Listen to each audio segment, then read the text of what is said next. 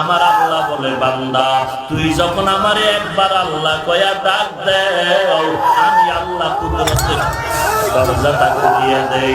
এরে নবীর উম্মতের দল আল্লাহর মুহাব্বতের পাগল হয়ে যাও। وَنُنَزِّلُ مِنَ الْقُرْآنِ مَا هُوَ شِفَاءٌ কোরআন হলো ঔষধ। এরে নবীর উম্মতের দল আল্লাহর কোরআন মুমিনের জন্য সারা দুনিয়ার মানুষের জন্য এক ঔষধ। আল্লাহু আকবার আল্লাহু আকবার আল্লাহু আকবার।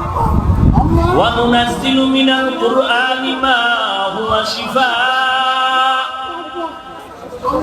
আল্লাহ বলেন আমি কোরআন বারবার অবতীর্ণ করলাম এটা ঔষধ হিসাবে।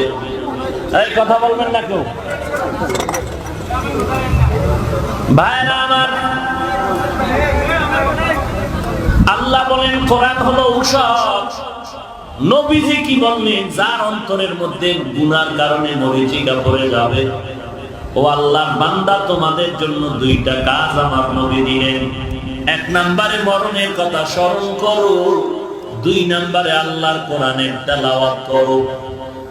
কোরআন তেলাওয়াত করো বেশি বেশি।